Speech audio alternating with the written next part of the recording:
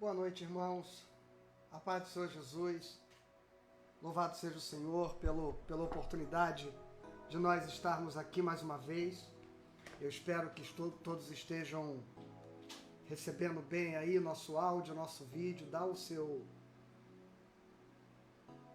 feedback aí, diz pra gente como é que você está recebendo o nosso sinal.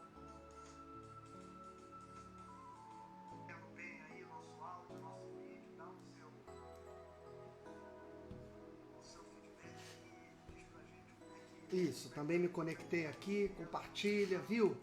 Marque as pessoas, mande para alguém esta mensagem. E eu vou ficar aqui aguardando só receber aí o retorno dos irmãos quanto à qualidade aí da recepção. Se tiver tudo bem com o som, com a imagem, você me dá o seu ok e a gente segue em frente, viu? Hoje os irmãos devem estar estranhando, eu estou de óculos, né? Eu uso óculos só para ler, para atividade do dia a dia do computador. Mas hoje, irmãos, foi um dia onde eu praticamente não consegui me levantar daqui desde as 8 horas da manhã, né? Eu parei para almoçar às 4:30 da tarde e depois às 5 eu já estava em outra reunião, às 6 horas em outra, terminei às 7 e só tive agora meia hora para preparar tudo e começar. Então, nesse momento do dia, quando... Bom, a nossa irmã Rosana está dizendo que o som está baixo. Mas alguém está com o som baixo aí? Eu estou aqui com o indicador de que o som estaria aqui na meu monitor, tá numa altura boa, viu, irmãos? Verifique aí se não é o seu celular, alguma coisa, viu, Rosana? Mas eu aumentei. Em todos os casos, a partir do seu comentário, eu aumentei o volume. Então, num dia pesado como esse, o dia inteiro aqui na frente do computador, quando eu tirei o óculos agora, eu percebi que eu não estou conseguindo enxergar mais nada. E eu não conseguiria sequer poder lidar com as informações todas que estão aqui perto de mim.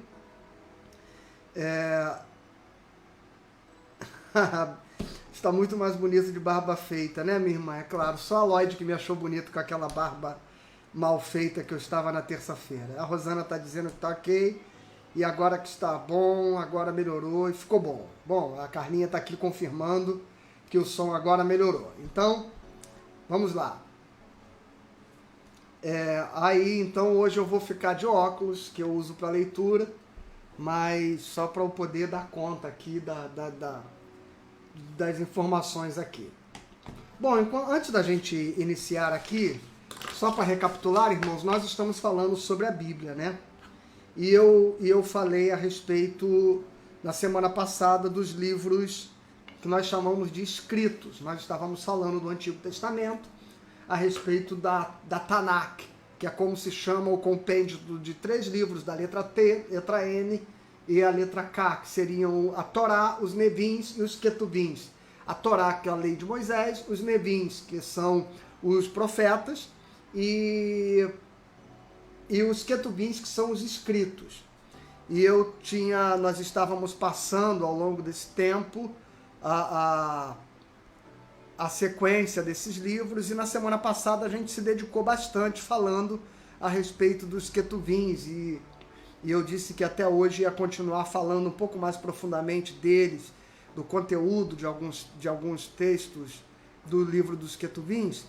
Mas eu confesso que, diante desse panorama todo de livros do Antigo Testamento, eu acabei me dando conta que nós temos muitas vezes muita dificuldade. Eu estou falando do agrupamento dos livros, mas uma das grandes perguntas que eu tenho recebido de muita gente em relação ao Antigo Testamento é a respeito da sequência dos fatos, né? Onde está cada personagem, cada profeta, como foi que toda a história efetivamente aconteceu. Então, eu vou tentar caminhar com você. Eu não preparei aqui uma linha do tempo onde eu consiga colocar todas as coisas no lugar, mas eu vou tentar colocar e situar você dentro dos livros e de cada momento histórico que está acontecendo na história de Israel, para que a gente vá percebendo a geografia bíblica, onde as coisas estão se dando. Eu queria ter mais tempo para que eu pudesse ter aqui um pouco mais de sofisticação, de mostrar os mapas, de tentar localizar você, mas eu vou falar os locais, tentando situar mais ou menos a história, onde dando nome aos locais atuais, né? Então, quando eu falar lá da Babilônia, eu vou me situar ali no Iraque.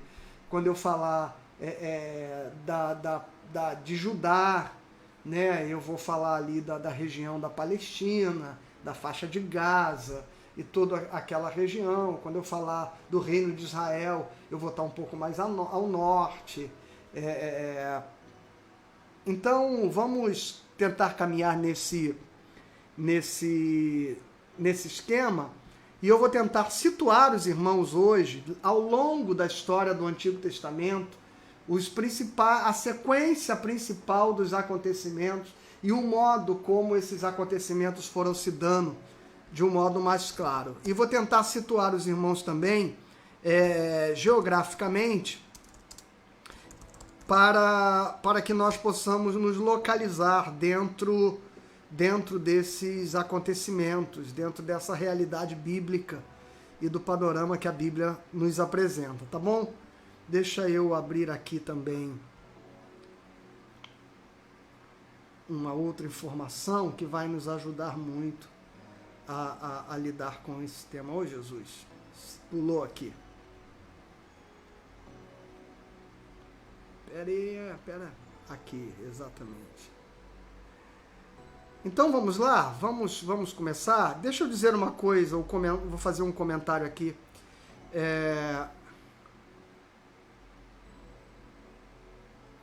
Ô irmãos, estou me enrolando com a tecnologia hoje aqui.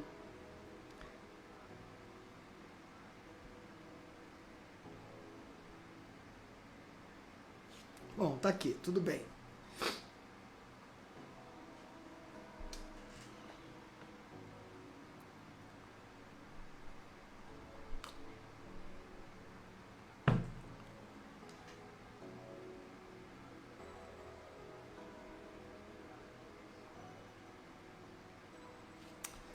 Isso. Já me organizei aqui, porque afinal de contas, para ficar mais fácil, eu botei um mapa aqui do lado para eu poder ir dando uma referência melhor para todos vocês. Viu? Deixa eu falar um pouquinho. Daqui a pouco, logo ao final da nossa reunião, né? Olha, veja que loucura, irmãos. Eu vou ter uma outra reunião que eu vou estar reunido com o conselho da igreja. E nós estaremos discutindo naturalmente questões referentes ao novo momento de saturação dos hospitais do Rio de Janeiro em relação à alta do contágio de coronavírus. E nós vamos naturalmente trazer à pauta a discussão do culto, e as inscrições do culto de domingo estão abertas, e possivelmente isso não mude, mesmo que nós tomemos uma decisão para o futuro. Mas deixa eu dizer algumas coisas aos irmãos. Os últimos eventos nos deram absoluta clareza de o quanto é importante nós termos o máximo cuidado possível nos nossos protocolos, né? Às vezes parece que é um preciosismo, quando muitas vezes eu tenho feito isso, irmãos.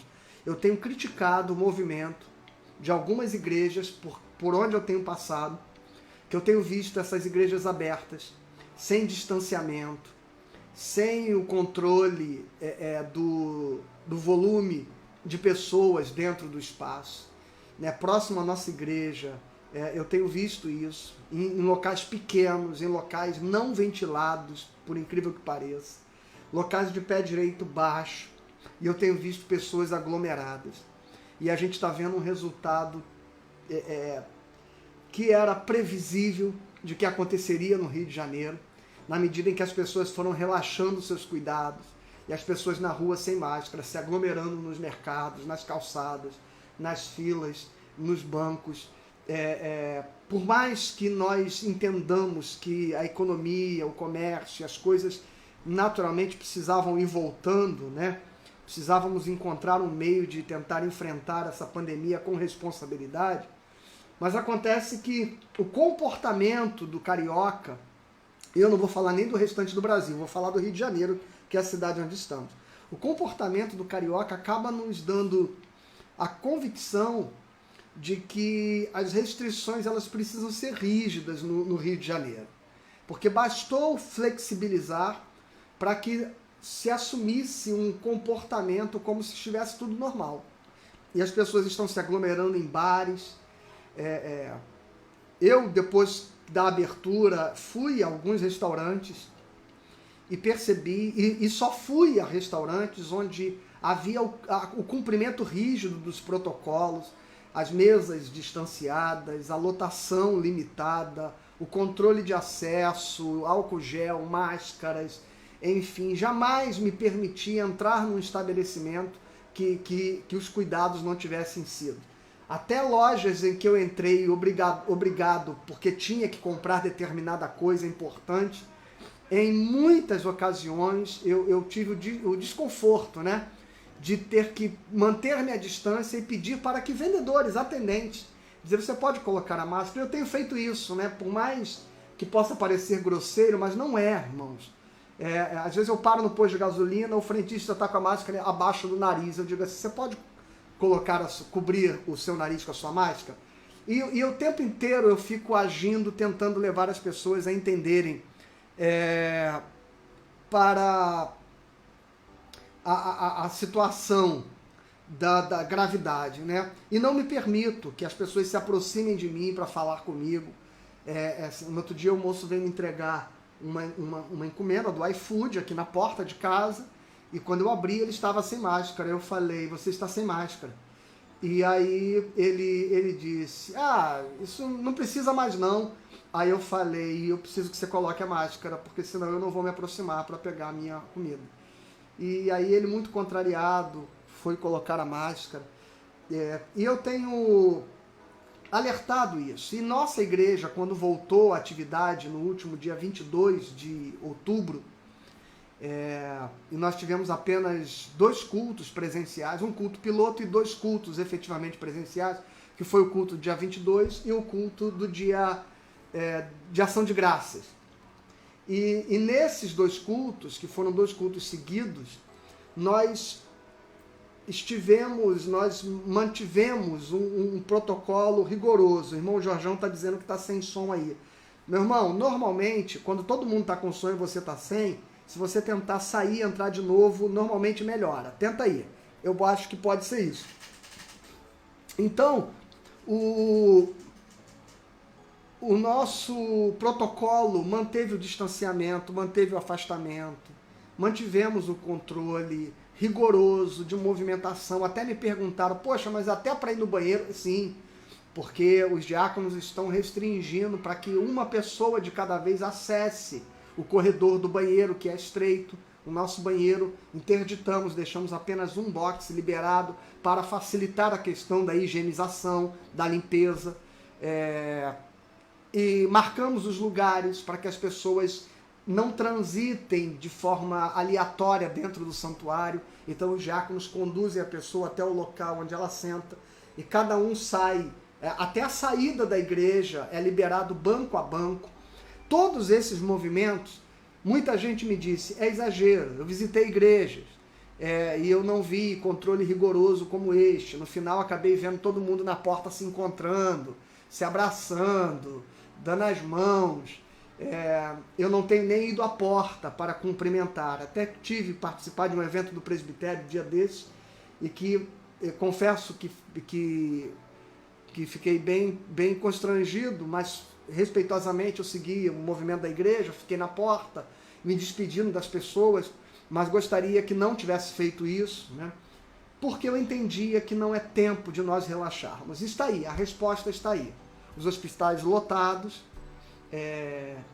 Eu acabei de receber no grupo do conselho da igreja, o presbítero postou o relatório hoje do comitê de saúde, né, da prefeitura, a quantidade de pessoas aguardando transferência para internação e aguardando UTI, uma quantidade enorme, né, passando de 100 pessoas em espera.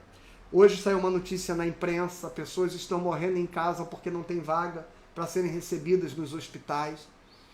Em função disso, o que eu estou dizendo? Que nós vamos fechar a igreja de novo. Não, até porque não sou eu que decido isso sozinho, o conselho é que vai decidir. Mas o que eu estou dizendo é que como foi importante que os nossos protocolos estivessem seguidos de forma rigorosa. E eu digo por quê? Porque no primeiro culto que nós tivemos no dia 22, no dia seguinte, no culto piloto, no dia seguinte, uma irmã que estava presente conosco no culto apresentou sintomas de Covid e foi confirmado o diagnóstico. No dia seguinte, então significa que no dia do culto ela já estava com o vírus. E depois, agora, no dia de ação de graças, nós tivemos também a presença de uma pessoa que acabou internando-se também com Covid, nossa irmã Daisy, né? E quando nós olhamos e vemos todo o protocolo rigoroso que nós tivemos, eu louvo a Deus.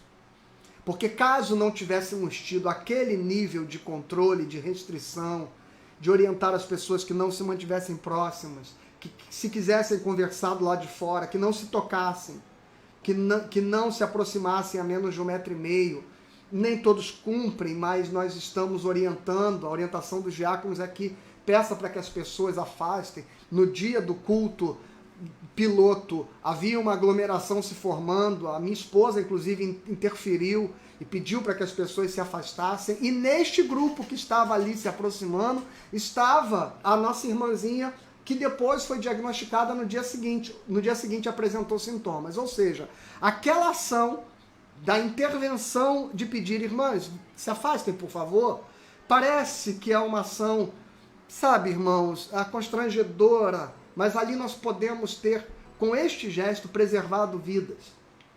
E é isso que nós vamos, caso os nossos cultos presenciais permaneçam, manter-nos fazendo rigorosamente insistindo para que as pessoas sigam o protocolo. É rigoroso? É. Parece que é um exagero? Não é exagero. E o fato de nós termos tido 2 pessoas presentes nos nossos cultos e que na semana seguinte apresentaram sintomas de Covid e não termos tido aparentemente mais ninguém contaminado, mostra a importância dos protocolos. E é nesse aspecto que eu digo que hoje nós podemos estar um pouco mais seguros, mesmo que o conselho decida por manter o culto presencial. Porque no início da pandemia havia muita incerteza sobre exatamente quais eram as ações que poderiam evitar o contágio, prevenir, né? Tanto que no começo não use máscara, depois passou-se a entender que era preciso usar máscara, álcool em gel, o vírus fica nas superfícies, não fica, ele sobrevive aqui, não sobrevive, como a gente se contagia. Diante dessas incertezas todas, hoje nós podemos saber que as orientações, a despeito de muita gente querer relativizar isso na internet, é besteira, mas hoje nós entendemos que higienizar os pés ao acessar um lugar, e nós temos lá um tapete para higienizar com produto químico para fazer isso, higienizar as mãos com álcool, usar a máscara, manter o distanciamento, não saturar o ambiente, porque não é só a distância, é a quantidade de pessoas num lugar onde o ar não seja renovado. Então essa é uma preocupação que eu tenho com igrejas que são caixotes e que não tem nem janela, só ar-condicionado, diz assim, não, nós estamos mantendo o distanciamento, mas não há uma renovação de ar, e as pessoas estão ali respirando, né? E a máscara, ela não é 100% eficaz, ela reduz mais de 90% o risco de você projetar, né, o vírus no ar. Mas nesse sentido, irmãos, eu quero tranquilizar os irmãos da nossa igreja, porque nós temos dado o exemplo e o testemunho de um protocolo rigoroso para preservar a vida dos irmãos. E é por isso que estamos seguros de que os irmãos que têm ido ao culto não estão sendo expostos de forma irresponsável a riscos, ainda que risco zero não existe, né, irmãos? Se houvesse a possibilidade de nós prevermos o risco zero, ninguém mais se contagiava com o coronavírus tomando precauções. Mas entenda isso. Ah, esta pessoa aqui, meu irmão, ele está bem, a gente vai se abraçar porque ele está se prevenindo. Você não sabe se ele está bem. Amanhã ele pode apresentar sintomas que hoje não tem. E hoje ele já pode ter o vírus e já pode estar transmitindo. Então a gente vai manter este rigor em mantendo-se o culto, e eu repito, é o conselho que vai decidir isso, e eu faço parte deste conselho, na verdade. Nós temos os protocolos adequados para garantir a segurança dos irmãos dentro daquilo que hoje está consolidado como sendo comportamentos seguros. E mantemos a orientação de que se você é de grupo de risco, se você tem mais de 60 anos, e se você tem crianças que não as leve, ações deste tipo, elas nos dão a serenidade de ver que na nossa igreja, apesar de termos tido reuniões com pessoas potencialmente transmissoras no culto, os nossos protocolos se mostraram eficazes. Glória a Deus por isso. Amém? Dito isso, vamos entrar no que interessa, que é o nosso encontro aqui, a nossa conversa sobre a Bíblia.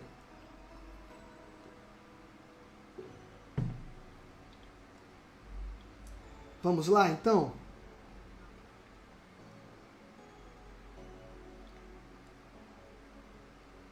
Ih, Lloyd, a sua internet aí tá congelando, não é?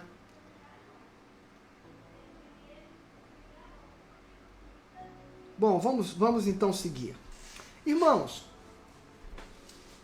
quando você começa a ler a Bíblia, né, a gente fica tentando imaginar a sequência desses eventos e como eles aconteceram. O fato é que nós temos, do ponto de vista da narrativa da Bíblia, a partir do primeiro homem, né, da primeira consciência humana estabelecida, Adão e Eva, a partir da história da criação, nós temos um relato que vai acontecer mais ou menos, vamos dizer assim, 2.200 anos antes de Cristo. Nós vamos ter aquilo onde nós podemos começar a contar o tempo. Basicamente, a gente consegue ter uma cronologia um pouco melhor a partir da história de Abraão, né? Então eu vou colocar aqui o ano 2200 como sendo um marco ali, próximo ao surgimento do patriarca Abraão. Eu acho muito curioso que muitos mapas cronológicos, eles vão colocando datas assim muito precisas, né?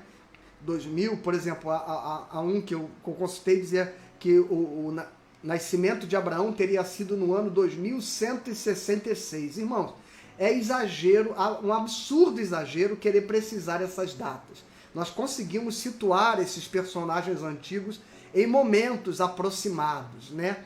Agora, coloca-se datas como referência, mas, por favor, não entenda que nós temos qualquer documento ou qualquer dado arqueológico capaz de nos dar datas precisas sobre estes personagens, e nem a própria cronologia bíblica, se ficar somando ali dia após dia, nos dá essa segurança não, tá bom? Há muitas lacunas, há muitas janelas ali de tempo, há muitas referências numéricas a idades, por exemplo, que não se tem muita certeza se todas elas são exatamente literais ou se há algum outro tipo de referência ao se colocar ali personagens de tamanha longevidade.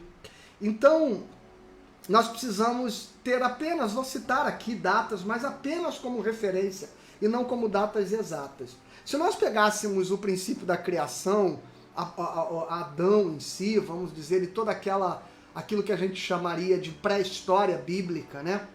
Porque basicamente, quando nós vamos ter a transição ali da história da Torre de Babel para a história de Abraão, nós estaremos efetivamente falando do nascimento da civilização.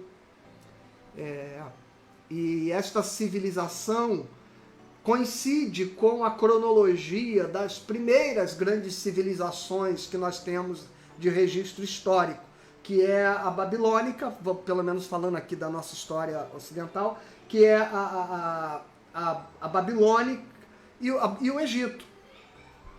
E estas são as primeiras grandes civilizações onde vão começar a surgir a primeira organização social, os primeiros códigos de lei, e todo o processo civilizatório como nós os conhecemos, eles têm o seu princípio nessas duas grandes civilizações, a egípcia e a babilônica. E essa história coincide com o tempo da história do patriarca Abraão.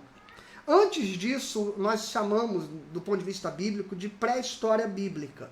Essa pré-história bíblica, ela é aquele período daqueles anos todos que acontecem da criação, vamos chamar assim, até Abraão, ou vou dizer até a Torre de Babel. Aquilo que a gente chama o princípio de todas as coisas. E talvez nós pudéssemos colocar nesse princípio aí mais uns 2000 anos, vamos dizer assim. Então é como se nós estivéssemos pegando Adão como referência, até Cristo, a gente estivesse falando aí de uns 4000 anos, e depois de Cristo até nós, mais os 2000 anos que temos vivido. É como se nós estivéssemos falando de uma história que acontece num período de mais ou menos 6.000 anos. Mas quando a gente quer falar especificamente do que nós podemos mapear como história, a gente concentra o Antigo Testamento no horizonte, vamos dizer assim, ou a história bíblica do Antigo Testamento até os dias atuais. A gente costuma dizer que nós estamos falando de um período de 4.000 anos. 2.000 anos para trás e mais 2.000 anos para frente, tendo Cristo aí como a referência central. Tá bom? Então como é que a coisa toda vai acontecer?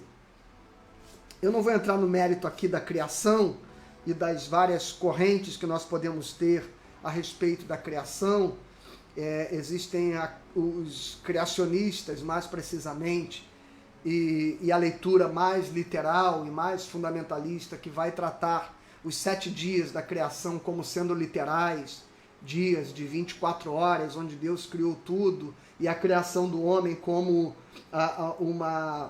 um boneco de barro que Deus sopra o nariz e ele sai andando, enfim.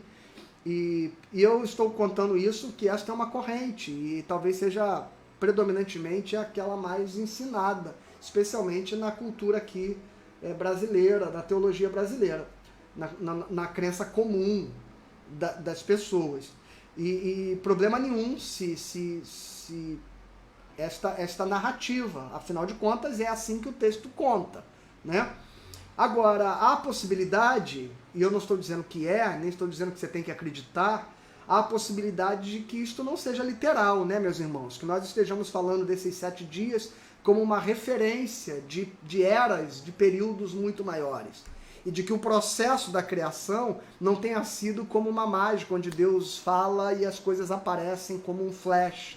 Mas possivelmente que os processos da criação tenham se desenvolvido numa sequência de uma era onde Deus, como maestro, rege todo o movimento e toda a ordenação do universo e da sua expansão e da Terra sendo formada e passando pelos seus processos todos geológicos, conforme a própria ciência atesta que falou. E nós teremos na teologia quem apoie esta corrente e quem a conteste com outros dados, apresentando o fato de que Deus já criou o mundo pronto, né, em 7 dias, e que o fato de se encontrarem vestígios de uma terra antiga que tenha milhões de anos, porque assim como Deus teria tido o poder e tem o poder de já ter criado o homem adulto, ele também já tem o poder de ter criado o planeta com a sua idade milenar, ou de milhares de anos. Então, eu não estou aqui defendendo uma corrente nem outra, eu estou dizendo para você as duas possibilidades, de que nós temos uma leitura mais literalista, que é a leitura criacionista, dos 7 dias da criação, e que o boneco de barro Deus soprou e saiu andando, e temos a leitura, aquilo que hoje a gente pode até sofisticar, né, do design criativo, ou seja, que Deus, ele é o design que vai construindo toda a criação, e que a própria criação do homem, do pó da terra, seria a figuração de um ser que vai se formando dos elementos presentes na terra, na natureza, vai se constituindo, vai ganhando a sua forma, vai se estabelecendo com todas as características, até que quando ele passa a ter a estrutura fisiológica completa e plena, conforme Deus planejou, e ela foi então se desenvolvendo durante milhares de anos, Deus então sopra neste ser a consciência, aquilo que nós chamamos de alma, e faz dele alma vivente. Né? A palavra lá do Gênesis, né? O sopro, a ruá divina, e que o homem se torna então alma vivente, nefesh. Esse processo da criação é uma das formas de entender os 7 dias. Então nós não sabemos quantas eras, quantos milhares de anos possam existir.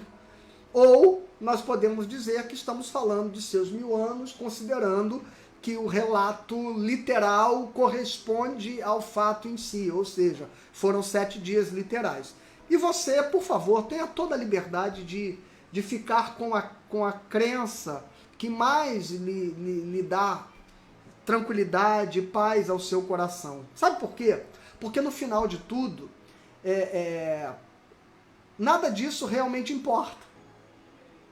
O que importa efetivamente é a consciência de que nada é fruto do acaso, de que nada aconteceu por um processo aleatório e de que o caos não se ordenou aleatoriamente para dar origem a todo o sistema que nós temos, sem que Deus tivesse sido aquilo que os próprios pensadores já diziam na antiguidade, como Aristóteles, o motor imóvel disso tudo, a causa primeira de todas as coisas, aquele que tudo moveu, mas que já não foi movido por ninguém.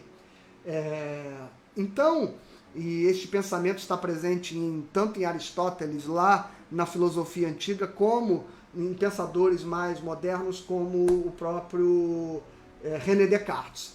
Mas, nesse sentido, o que eu quero tomar isso, encerrar esse relato sobre a criação, é que esse é o nosso ponto de partida. E sem querer dissecar o processo através do qual o homem se constituiu como tal, né? E sem querer entrar no mérito também do pensamento de Adão e Eva como 2 indivíduos, ou como Adão e Eva como a representatividade da humanidade como um todo, e isto também, na minha opinião, não faz a menor diferença, desde que você entenda que a narrativa bíblica ela é explícita, de que ali está sendo definida a relação do Deus Criador com a sua criação, e que Adão, ou Adamar, que significa humus, ou seja, aquele que veio do barro, né, o barro vermelho da terra, que significa vermelho, a palavra Adamar, que tem a ver com o tipo de solo daquela região onde o texto bíblico nasce, na verdade. Aquele solo avermelhado que a gente vê nos desertos ali, por onde Israel mais conviveu e caminhou.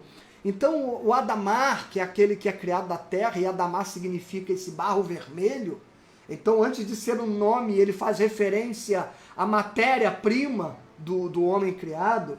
E Eva, né, que também em si não é um nome, mas é a varoa, aquela que é criada do varão. Esses personagens vão dar origem à história bíblica. A história bíblica, conforme a Torá, conforme Gênesis, o livro do compêndio dos 5 livros de Moisés nos conta. Então, qual vai ser a sequência bíblica? Então, vamos lá. Esse é o nosso ponto de partida, a nossa primeira estação. Eu vou ir rabiscando aqui para organizar meu pensamento. Pena que você não pode ver os meus rabiscos, mas também se visse, você dificilmente entender que é um garrancho que você não faz ideia. Então, irmãos, esse é o nosso ponto de partida. O Gênesis, a criação. Então nós estamos aqui falando de alguns milhares de anos antes de Cristo, que nós não podemos precisar, mas vamos considerar que sejam mais ou menos 4.000 anos. E então este homem vai passar pela queda, e a partir da queda nós vamos começar a ver os primeiros comportamentos se instalarem no homem, pecaminosos. E o primeiro efeito desta queda, nós vamos ver no primeiro homicídio que vai acontecer logo entre os filhos de Adão e Eva, Caim e Abel. E Caim mata o seu irmão Abel, aquela história que a gente conhece. E aí, essa história caminha, populações, pequenas cidades, pequenos vilarejos já estão se organizando. Na própria história de Caim, a gente vê que ele vai sair, e quando ele foge, ele já vai chegar num determinado lugar e vai encontrar ali já uma pequena comunidade organizada. E aí muita gente se pergunta nesta hora, mas se Adão teve filhos que foi Caim, Abel e Sete, de onde vieram aquela cidade, que Caim encontrou aquela gente, quem era aquele povo? É nesse aspecto, irmãos, que o pessoal literalista fica meio que tentando encontrar umas explicações que não tem muito sentido. Desculpe, né? O fundamentalismo nessa hora, ele acaba forçando um pouco a barra para tentar explicar aquilo que às vezes acaba sendo inexplicável dentro daquele próprio contexto. Tinha que Adão e Eva tiveram 3 filhos homens, e aí um mata o outro, ele foge, quando chega lá, ele acaba encontrando uma cidade, e essa gente veio de onde? Então, não, mas aí tem uma lacuna histórica que a gente não sabe quanto tempo Adão e Eva podem ter tido depois outros filhos, e muitos filhos que se espalharam.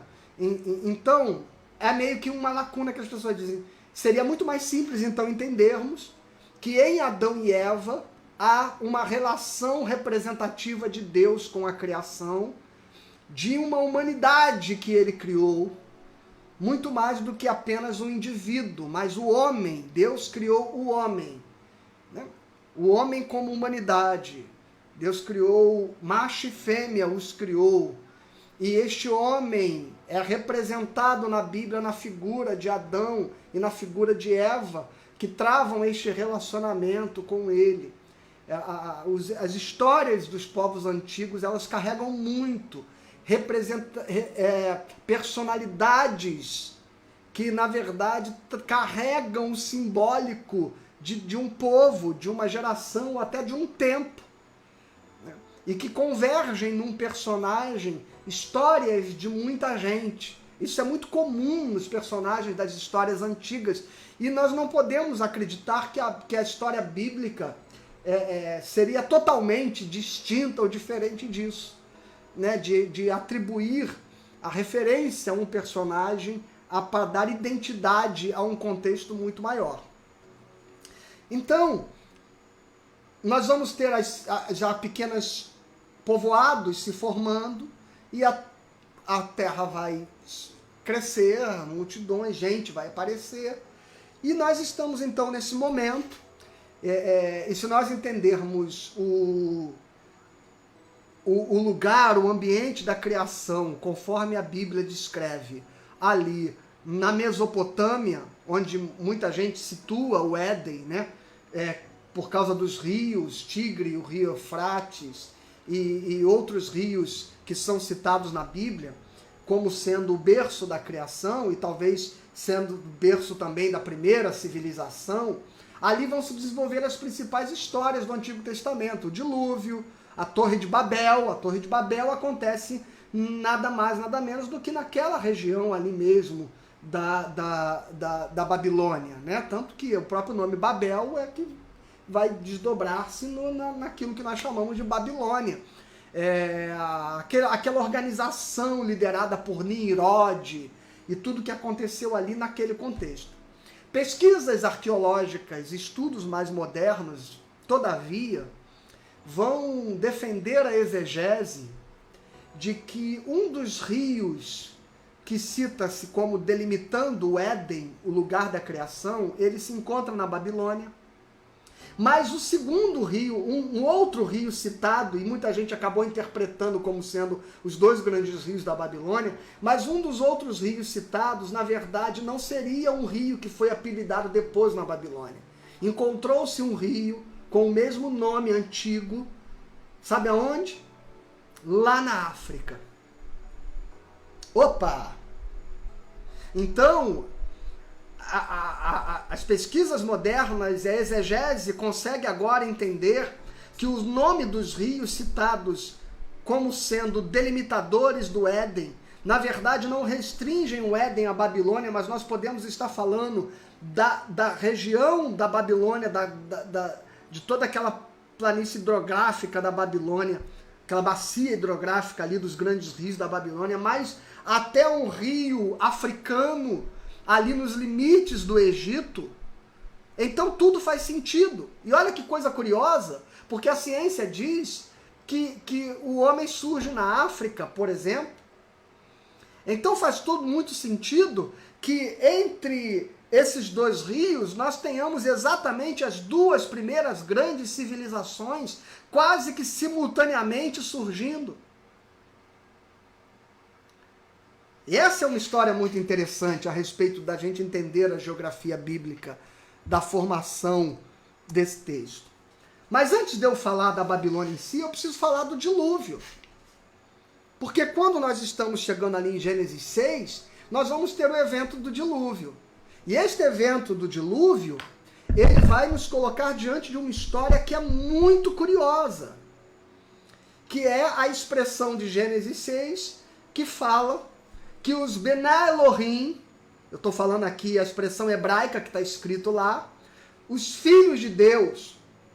Essa expressão Bená Elohim, que aparece em Gênesis 6, ela aparece uma segunda vez no Velho Testamento, no primeiro capítulo de Jó. Quando os Bená Elohim compareceram perante o Senhor, Satanás se apresentou no meio deles, e aí se dá todo aquele diálogo de Satanás com Deus. Curiosamente, essa expressão hebraica, os Bená Elohim, ela aparece duas vezes no Velho Testamento, uma em Gênesis 6 e uma no livro de Jó. Só que, curiosamente, quando se fala do livro de Jó, a teologia tradicional não tem nenhum constrangimento de dizer que Bená Elohim se refere aos anjos. Quando os anjos compareceram diante de Deus, Satanás foi no meio dele, até porque ele é anjo. Só que quando a gente encontra o mesmo texto hebraico em Gênesis 6, o pessoal e diz assim: e os filhos de Deus viram que as filhas dos homens eram formosas e tiveram relações com elas. E daí nasceram os nefilins. E o desdobramento disso é que esses nefilins se tornaram os gigantes da terra. Irmãos, a teologia tradicional preferiu dizer que os filhos de Deus e filhas dos homens se refere à mistura da linhagem de Sete, que era uma linhagem de filhos puros de Adão, com uma linhagem impura da descendência de Caim. E eu confesso que eu não encontro na Bíblia nenhum respaldo exegético para fundamentar essa explicação, senão pelo constrangimento da teologia de assumir que filhos de Deus, Bená Elohim, de Gênesis 6 e de Jó, se referem, ambos os textos, a anjos. E anjos e homens entrando numa relação espúria. Opa! Gênesis 6. Os Bená Elohim viram que os filhos de Deus, os anjos, viram que as filhas dos homens eram formosas, e a partir daí se estabeleceu uma relação que rompeu a ordem natural dos seres criados. Nascendo os nefilins, seres híbridos, mestiços. E nós vamos encontrar esses relatos em muitas mitologias antigas. Inclusive em um livro que está citado na Bíblia, lá na Epístola de Judas, no Novo Testamento, referindo-se às profecias de Enoque. E nós não temos um livro de Enoque na Bíblia, mas nós temos o livro de Enoque que foi posteriormente encontrado em manuscritos antigos no Mar Morto. E o livro de Enoque traz a referência ao dilúvio, trazendo exatamente este relato que eu estou dizendo aqui. que os Biná Elohim eram anjos que se misturaram com as filhas dos homens e nasceram os mestiços, os nefilins. A ordem da criação foi quebrada. O dilúvio, então, não teria sido consequência de mero pecado, prostituição e promiscuidade humana.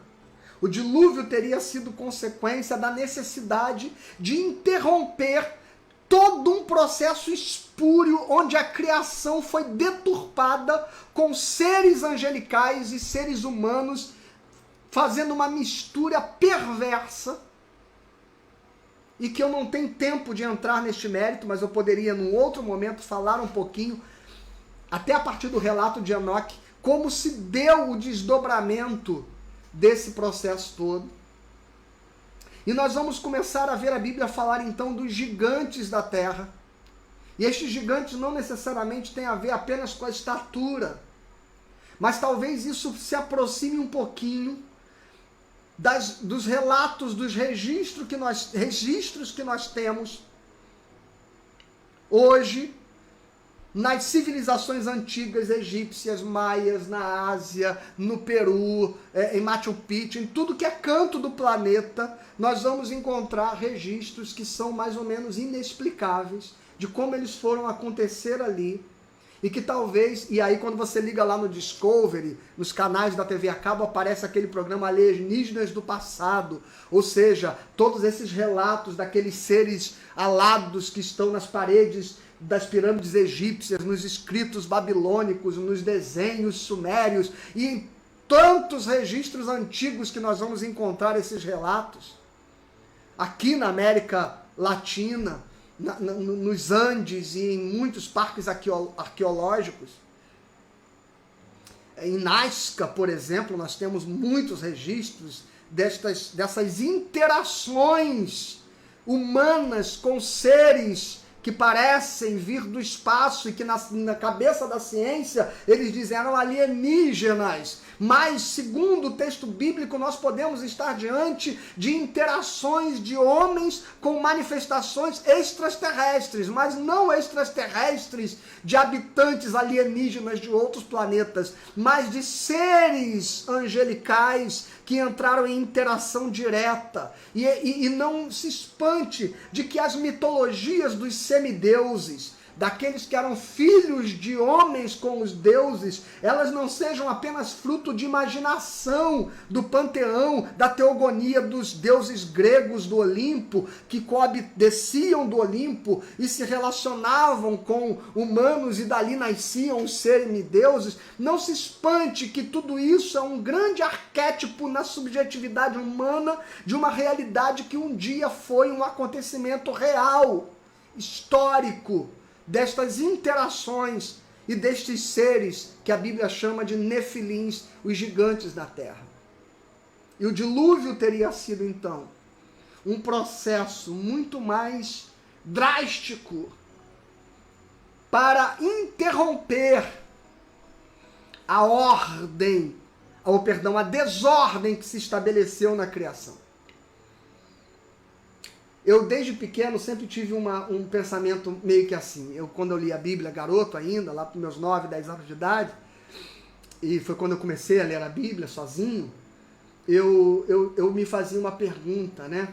Por que o mundo tem tanto pecado, tanta maldade, e que nenhuma intervenção de Deus aconteceu na dimensão da gravidade com que aconteceu, da radicalidade com que aconteceu no dilúvio? É porque o dilúvio pode ter sido uma intervenção para estancar um processo muito mais dramático do ponto de vista cósmico do que nós podemos imaginar. Possivelmente nós não estamos falando só de pecado dos homens, só de imoralidade. Nós estejamos falando de uniões que são espúrias do ponto de vista cósmico.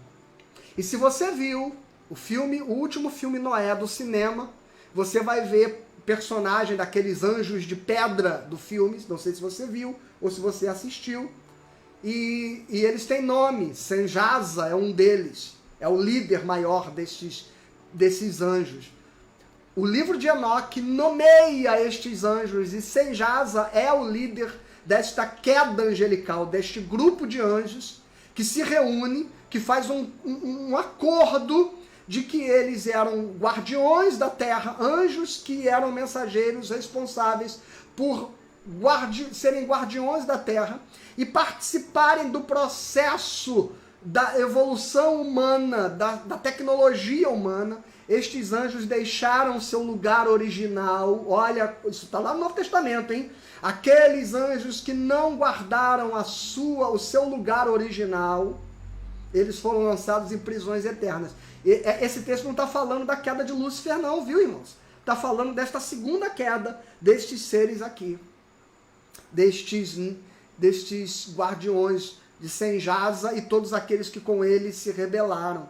Diferentemente de Lúcifer, que foi uma rebelião de revolta contra Deus e de vaidade,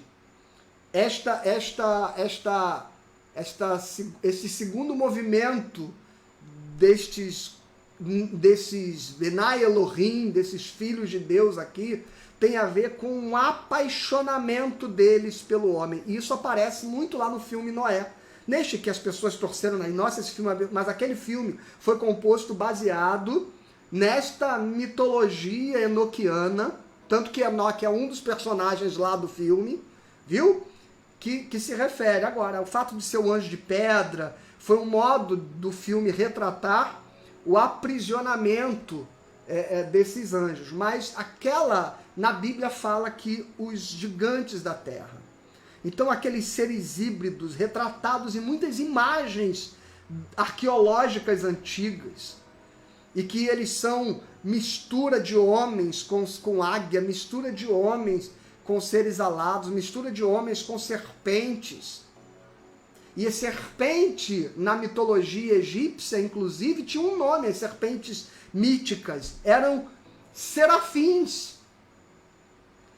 O mesmo nome que é dado aos anjos, que aparecem muitas vezes nos relatos do Antigo Testamento. Isaías 6, por exemplo, eu vi o Senhor assentado no alto e sublime trono, e serafins voavam ao redor do trono. Os serafins eram personagens de serpentes aladas da mitologia grega, ou seja, da mitologia egípcia, perdão. Os egípcios tiveram em algum momento interações com divindades, anjos, por exemplo, possivelmente, alados, que eles retrataram como serpentes aladas e que denominaram de serafins.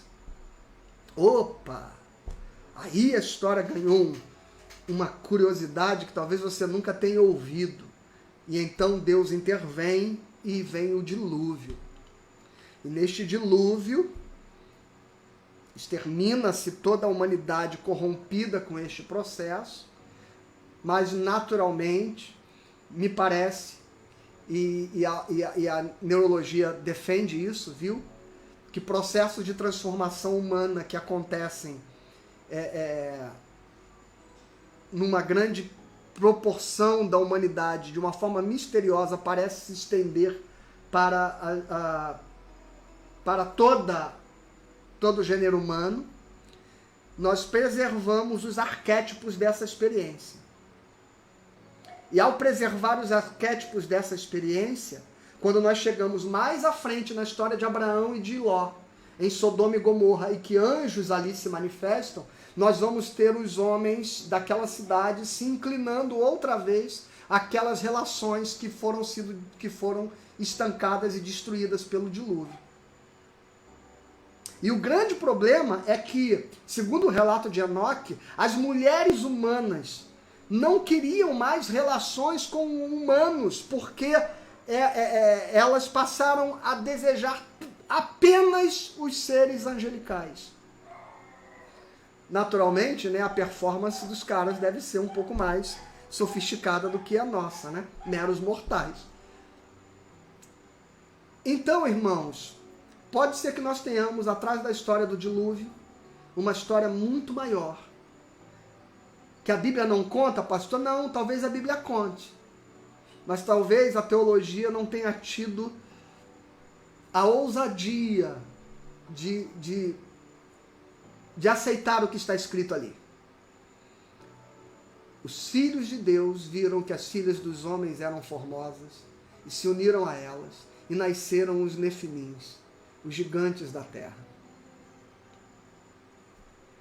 E essa história vai se desdobrar em tantas outras coisas do ponto de vista do plano espiritual, que eu nem vou entrar no mérito hoje aqui, fica para uma outra sessão, e que talvez explique aquilo que talvez você sempre tenha se perguntado, como se explicam a presença de espíritos malignos de ordem tão baixa, de natureza tão baixa. Se os anjos caídos, Satanás e os anjos, são seres luminosos, gloriosos, de onde vem a natureza baixa daquilo que Jesus chamou de espíritos imundos? Talvez o livro de Enoque explique que quando o dilúvio vem, os anjos rebelados foram levados para as prisões eternas, como está lá no Novo Testamento, no livro de Judas e na Epístola de Pedro. Os homens, naturalmente, herdaram o destino dos mortos. Mas e os nefilins? Enoque diz, cujo lugar nem era nas regiões celestes, porque não eram anjos, nem eram no lugar das almas humanas, porque também não eram homens. Sabe o que Enoque diz? Se tornaram espíritos imundos, vagando pela terra, sedentos de se alimentar de sangue e da alma humana e de toda a glória que há no homem, sedentos de terem a adoração que recebiam, sedentos de se alimentarem da glória de Deus no homem. Eu não estou afirmando nada. Eu estou citando um livro que nem é da Bíblia, o livro de Enoque. Ele é citado pela Bíblia, mas ele não está na Bíblia. Tire você as suas conclusões. Vamos em frente? Alguém quer fazer perguntas a respeito disso? Eu vou dar uma pausa aqui para beber água. Talvez as informações estejam sendo assim bem chocantes para você, mas se você quiser colocar perguntas aí ou fazer comentários, fique à vontade. Eu vou dar um tempinho aqui para ler o seu comentário, viu?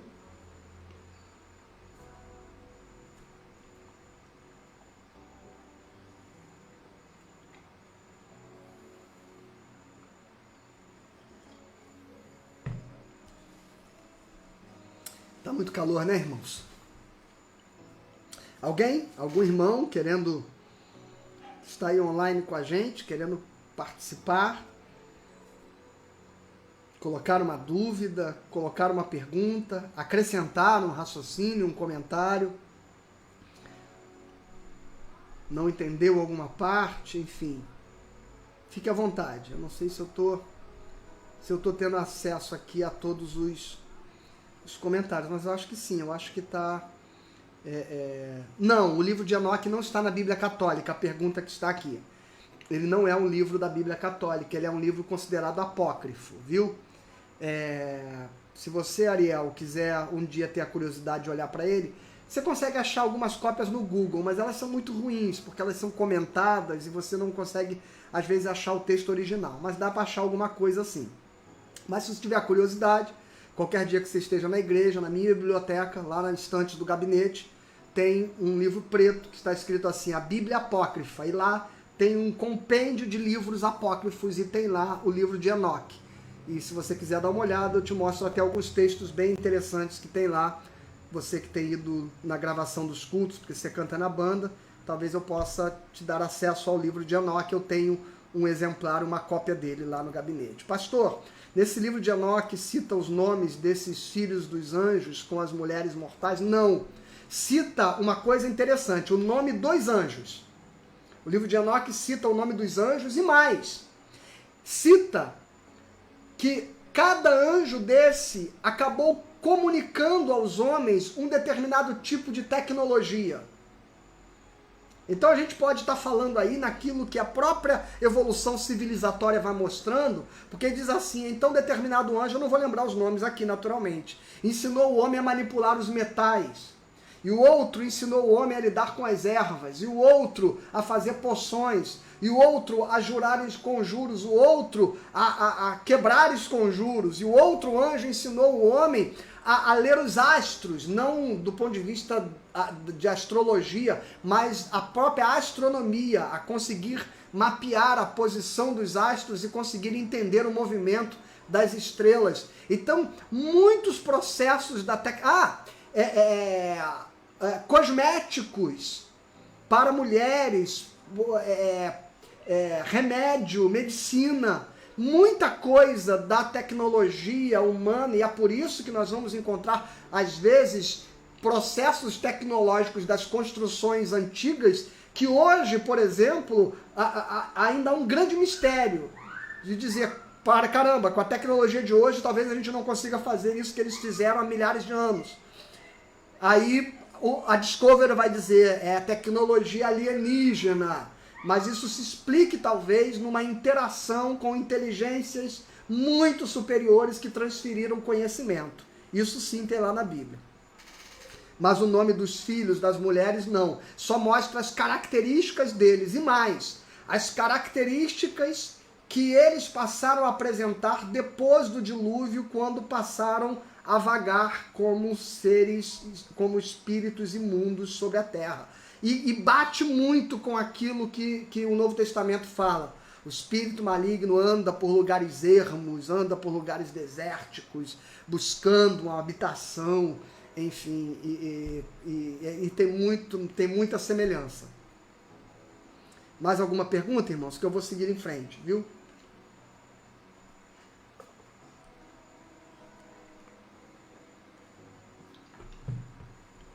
Vamos lá, então. Então eu respondi aquelas duas perguntas aí, né? A da Bíblia Católica não está na Bíblia. Quando eu digo que ele é citado na Bíblia, ele é citado no Novo Testamento. A Epístola de Judas cita as profecias de Enoque. E se referindo a estas interações angelicais, viu? A citação do Novo Testamento fala a respeito dos relatos enoquianos, a respeito da interação de anjos com homens.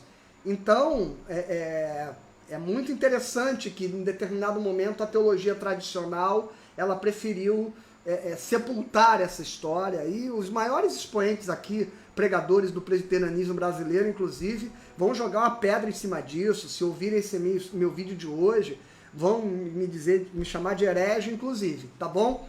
Mas eu estou dando para vocês informação e nem estou dizendo para ninguém acreditar, até porque isso não é doutrina, tá bom, irmãos? Isso não é doutrina, porque não pode se transformar em doutrina aquilo que você não pode fundamentar biblicamente.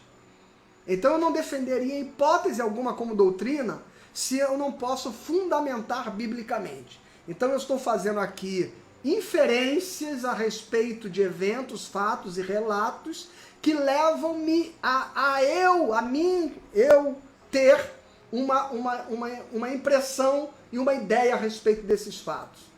Mas eu não posso jamais dizer que eu estou aqui fazendo um ensino de doutrina, porque isso não é doutrina da teologia bíblica. Por quê? Porque eu não tenho como respaldá-la biblicamente. E isso é uma coisa muito responsável a se fazer. E tem gente que hoje estabelece doutrinas aí, o pessoal que fala de Apocalipse, então, adora fazer doutrina com ilações, com suposições, com inferências. Né? As pessoas falam e fazem relatos, fazem filme de arrebatamento, e há 3 versículos na Bíblia que citam arrebatamento, e você não consegue estabelecer uma doutrina usando apenas esses versos.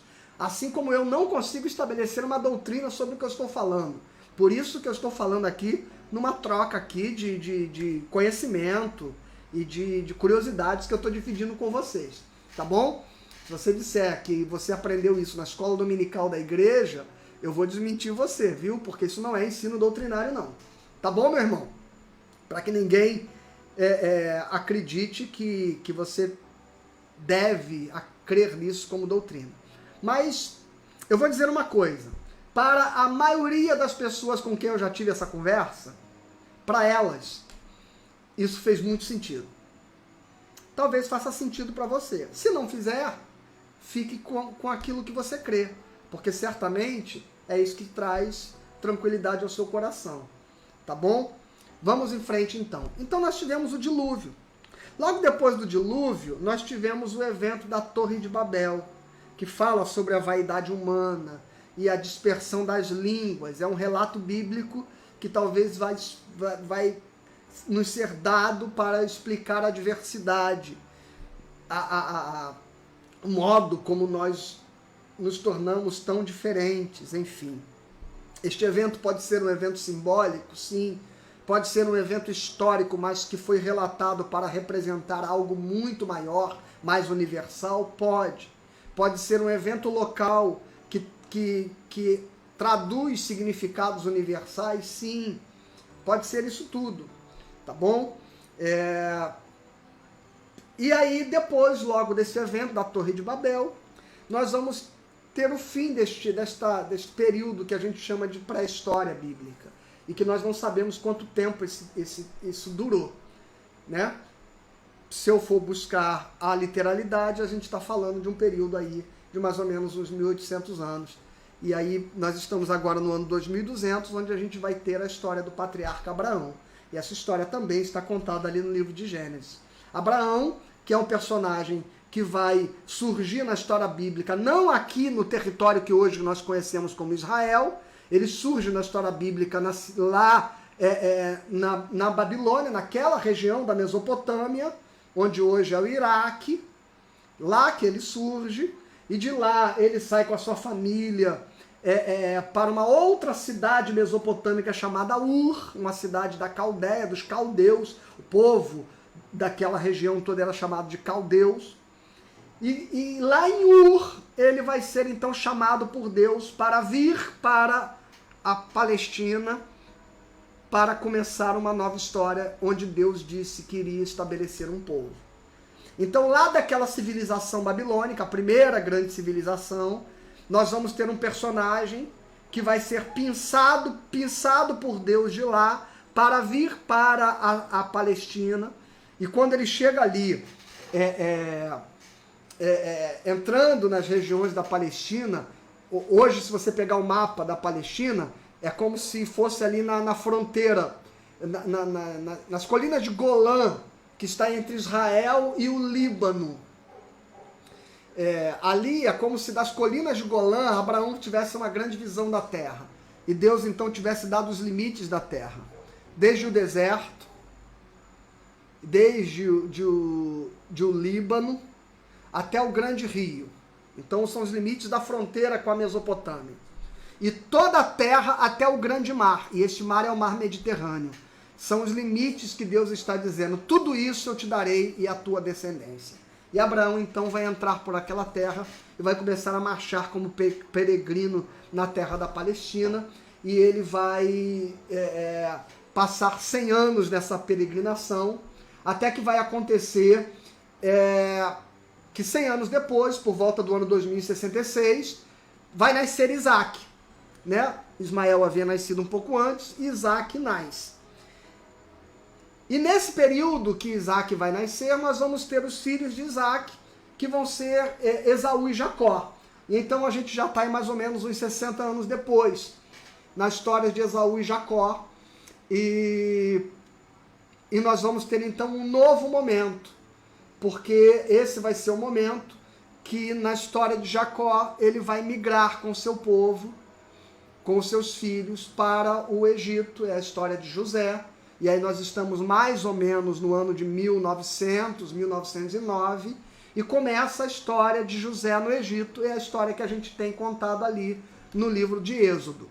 E depois que José morre, nós vamos ter, no ano de 1870, a gente vai ter a migração de todos os israelitas ali para o Egito, de todos os irmãos de José para o Egito, e nós vamos então ter, a partir daí, quando José vai morrer, vai entrar o período da escravidão de Israel. E isso nós poderíamos dizer que esta é uma data que acontece mais ou menos por volta do ano de 1730. No ano de 1730 nós teríamos então o início da escravidão de Israel no Egito. Deixa eu só colocar aqui o meu óculos para ver se eu estou perdendo algum dado aqui. Não, tranquilo. E aqui, irmãos, nós vamos ter talvez um grande momento de divergência na cronologia. Se você tem aí recursos e você tem a Netflix em casa, ou se você tem aí, ou assinou o Disney+, né? Tem 2 documentários que eu recomendo você assistir, são muito interessantes. Um documentário, ele está na Netflix falando sobre o Êxodo, e ele é um documentário produzido pelo James Cameron, o mesmo diretor do filme Titanic. Tá? O James Cameron faz um documentário sobre as 10 pragas do Egito. E uma das coisas que é comum é que normalmente o Êxodo, a saída do povo de Israel do Egito, é situado ali por volta do ano de 1200 antes de Cristo. Mas os eventos em si parecem compreender um período muito maior. Um período que pode ter se começado lá por volta do ano 1500, que é quando a gente vai ter, por exemplo, o nascimento de Moisés se dá mais ou menos ali em 1526, vamos dizer assim. Eu repito que essas datas são mera referência, viu? Eu queria saber o ano que Moisés nasceu é muita pretensão. Mas a referência nos aponta ali por volta do ano 1500 e alguma coisa. Lembre-se que o tempo vai diminuindo de lá para cá, tá? Jesus é o 0, então 1500 não vai aumentando, igual a nossa história, na nossa cronologia, depois de Cristo vai subindo não, tá? Então você que está me assistindo, eu estou falando, 1500, aí depois em 1400, como 1400 é depois de 1500? É porque é de lá para cá, porque o 0 é Jesus Cristo, tá? Então, vai ficando mais tempo daqui para lá. Então, 1500 Moisés nasceu. Então, a partir de 1500 até 1200, nós vamos ter uma série de eventos que poderiam explicar a libertação. Eventos naturais que podem concomitar com os milagres do Êxodo e coisas desse tipo. O que significa, então, que o que aconteceu no Êxodo não foram milagres? Não, claro que foram milagres, mais uma vez. Aqueles eventos coincidindo com o contexto histórico, naqueles momentos exatos, precisamente, não podem ser mera coincidência. Foram ações que Deus havia premeditadamente estabelecido para fazer. Agora, tem 2 modos de você entender como um milagre natural ou um milagre na natureza pode acontecer. Você pode entender que Deus, ele dá uma ordem naquele momento e diz assim: sopra agora um vento enorme e separa as águas do mar para o povo passar. E um vento que Deus ordenou naquela hora soprar, enfim. Ou você pode entender um Deus como um Deus que é um Deus eterno. Um Deus que sabe exatamente na cronologia da história o momento em que um vulcão numa ilha no Mediterrâneo vai explodir e que vai gerar grandes tsunamis em toda aquela região. Ou um momento onde estas erupções podem gerar deslocamentos de ar e um grande furacão. Ou um momento onde toda deposição de elementos químicos jogados na natureza por aquele evento vai começar a interferir em todo o processo da natureza ali em torno dos episódios do Nilo, e Deus soberanamente escrever a sua história de um modo perfeito para que tudo acontecesse no tempo exato do milagre acontecer. Então, um milagre, mesmo que tenha sido um evento natural, é um milagre porque ele não aconteceu justamente naquele momento por acaso, mas porque Deus é o Senhor da história. Ou o milagre pode ser uma intervenção pontual, direta, de Deus, colocando o dedo dele na história e interferindo na ordem natural das coisas. Deus é Deus, irmãos. Deus faz como ele quiser. Deus faz como ele quiser. Eu estou dizendo isso porque às vezes quando você assiste um documentário onde um cientista que não é religioso tenta mostrar como aquele evento aconteceu, seguindo os processos da própria natureza, as pessoas dizem assim: olha, essa gente não crê em Deus. Irmãos, eu vejo muito mais poder num Deus que escreve a história de um modo tão perfeito, para que um evento, ainda que natural, aconteça no tempo exato onde ele queria mostrar o seu poder para libertar o seu povo, do que exatamente num mágico que estala os dedos. E eu volto a repetir, Deus é Deus, ele pode ter feito das duas formas. É só para você não se escandalizar quando a ciência tenta explicar, achando que isso é incompatível com o fato de Deus ser Deus e daquilo ser ou não um milagre. É milagre. Ainda que a ciência tente explicar. O que ela não vai conseguir explicar nunca é como a cronologia de cada um daqueles eventos foi tão perfeita para que o que acontecesse, aconteceu. O cientista pode explicar que um furacão, como você vai ver no documentário se quiser, no Disney+, no grupo de documentários Discovery, tem lá Desvendando os Mistérios da Bíblia, e tem 2 documentários lá, um sobre a abertura do Mar Vermelho e um sobre a destruição de Sodoma e Gomorra. São maravilhosos. Assiste se você tiver o Disney+, e puder entrar lá no canalzinho Discovery. E se você tiver o Netflix, assista o documentário Êxodo, produzido pelo James Cameron, o diretor do Titanic. Anote isso, que você vai adorar. Eu vou precisar terminar agora, porque já só faltam 2 minutos aqui, mas então nós vamos ter, neste período dos eventos da libertação de Israel, a possibilidade de que isso tudo tenha acontecido simultaneamente a grandes eventos geológicos que aconteceram em toda aquela região e que podem ter uma relação direta com todos os fenômenos sensacionais que nós vimos acontecer em Deus com seu braço forte. Escute o que eu estou dizendo, Deus com seu braço forte liderando e libertando o seu povo. Agora, quando a gente situa e diz assim, foi aqui em 1200, ou foi aqui em 1300, ou foi aqui em 1400, eu confesso que eu não sei precisar este período. Eu gosto de dizer que aqui entre 1500 e 1200, Deus operou um grande milagre e libertou o povo de Israel. E talvez a gente consiga, até assistindo os documentários, tentar entender esse processo todo. Bom, eu caminhei com você então ao longo praticamente de todo o livro de Gênesis e Êxodo. E agora nós vamos na próxima quinta-feira caminhar a partir da história de Israel em si.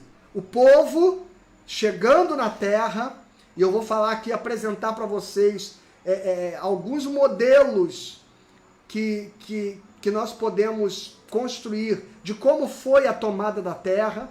Existem pelo menos umas 4 correntes que explicam isso, eu vou mostrar elas aqui para vocês. E nós vamos falar então de como Israel vai se tornando de uma sociedade tribal, vai se tornar um reino, e quando o reino se divide ali depois de Salomão, na figura do seu filho Roboão, e passa a ter 2 reinos, Judá e Israel, com Roboão reinando ao sul e Jeroboão reinando ao norte, e o reino do sul se chama Judá, com a capital em Jerusalém, e o reino do norte se chama Israel, com a capital em Samaria. Então, esses 2 movimentos, e aí os profetas que vão ser profetas lá do reino do norte, como Eliseu, Elias, e Jonas, e Amós, e Oséias, e os profetas que serão os profetas aqui no Reino do Sul, como Isaías, Miqueias, Sofonias, Abacuque, e Joel, e por aí vai. Então nós vamos falar desta linha do tempo, falando de quais eram os reis e quais eram os profetas e o que estava acontecendo na história. Quem eram os reis, quem eram os profetas e o que estava acontecendo na história. E aí você vai começar a conseguir colocar os profetas numa ordem cronológica para você entender onde cada um estava e por que cada um profetizou a respeito do que profetizou. Vai ter uma relação com os reis e com o momento histórico. Então nós vamos então da formação do reino até a divisão do reino, e vamos passar por todo o processo dos reis, até a queda de Samaria no ano de 722, e depois até a queda do reino de Judá, ali mais ou menos no ano de 586. Nós vamos passar por todo esse período, e aí vai entrar o período de cativeiro na Babilônica, e depois o pós-cativeiro, quando o povo volta para a terra para reconstruir Jerusalém, reconstruir o templo, e nós vamos caminhar assim até o finalzinho, que é o último, mais tardio dos profetas, que talvez sejam ali o profeta Malaquias e o profeta Joel, que possivelmente é um profeta bem derradeiro dessa história. E depois, 400 anos, onde não há mais nenhum registro bíblico, na Bíblia protestante, como eu disse, esses livros depois foram acrescidos na Bíblia católica, e que contam essa história aqui intertestamentária, o livro de Macabeus e o livro de 2 Macabeus, que tem na Bíblia católico-romana, mas não tem na nossa Bíblia. Ele conta o período histórico aqui, desses 400 anos de intervalo, que vai passar ali pelo domínio grego. A Bíblia termina basicamente no domínio persa. E logo na transição dos persas para os gregos, termina o relato bíblico.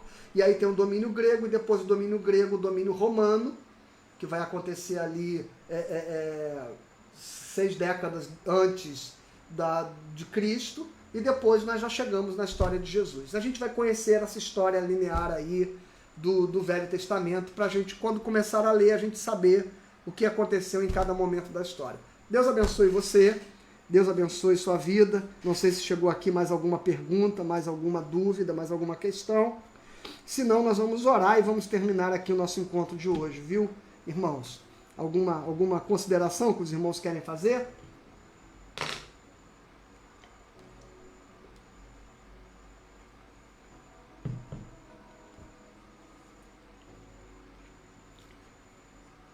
Não? Então vamos orar. Aqui é a nossa irmã Márcia. Sinceramente, acho o Antigo Testamento muito difícil de entender. Creio em tudo que está na Bíblia e sei que é a palavra de Deus, mas acho difícil entender tudo. Gostaria muito. Irmão. Sabe por que eu acho que é difícil para muita gente? É exatamente porque as pessoas querem tentar ler sempre de forma literal. Tentar explicar a coisa como se ela tivesse acontecido do jeito que estava ali, sem entender que o que é mais importante é nós percebermos o que está sendo revelado ali. Qual é a mensagem do plano eterno da salvação que está sendo revelado. E a partir disso a gente vai começar a entender muito mais o sentido do que ter a preocupação, do que estabelecer uma interpretação racional do fato ou do evento em si. E esse tem sido o grande desafio. Porque quando muitas vezes se tenta ler a Bíblia, tentando entender sempre de forma literal o que está escrito, aí as pessoas acabam se confundindo, porque parece que não faz sentido isso com aquilo outro. Mas se conseguir entender que nós estamos diante de uma revelação sagrada, e o que é mais sagrado é o plano da salvação que está sendo revelado, a gente vai entender que o relato, na verdade, é só a linguagem, a ferramenta que Deus usa para revelar-se. E a gente vai se preocupar muito mais com Deus, Cristo e o amor de Deus se revelando no texto, do que tentar fazer da Bíblia um livro de biologia, de geografia, de filosofia, ou de história, seja lá o que for. Talvez seja por aí, tá bom, irmãos? Deus abençoe a todos vocês, e eu vou orar para a gente terminar. Pai, obrigado pelo nosso encontro aqui nesta noite, por nós podermos falar de coisas que são, às vezes, dúvidas que ficam silenciadas, perguntas que são caladas, porque muitas vezes o pensamento comum vai se impondo a Deus de modo a não permitir a dúvida, a questão. E é tão bom a gente poder duvidar, porque é aí que nós vamos fazer as perguntas que vão nos levar a encontrar a profundidade verdadeira da mensagem revelada. E como disse a nossa irmã Márcia aqui, nós cremos na tua palavra, e que a Bíblia é a tua palavra, e que ela inteira, ela é a tua revelação, e através dela o Senhor fala conosco, e nela nós julgamos ter a vida eterna, e nenhum pingo e nenhum i deve ser tirado ou acrescentado. Todavia, Senhor, nós nos permitimos, com a capacidade que o Senhor deu a nós mesmos, ó Pai querido, de podermos pensar, refletir, elaborar, pesquisar, perguntar a respeito de tudo, de todas as grandezas que o Senhor nos revelou. E que o Senhor nos ajude para que tudo produza em nós edificação, crescimento, maturidade e firmeza, no nome de Jesus Cristo. É o que eu te peço. Cuida de cada um dos nossos irmãos, das pessoas que estão aí diante das suas situações, das pessoas que estão enfermas, da nossa irmã Deise, que está tratando a sua Covid, da nossa irmã André, que está aguardando o seu diagnóstico que sai amanhã, do Paulo, do Mateuzinho, que estão ali com eles em quarentena, e todos, ó Deus, que estamos passando por este momento. Em nome de Jesus, amém. Que a graça de Deus, o amor do Pai, a comunhão e as consolações do Espírito esteja sobre a sua vida hoje e sempre. Amém.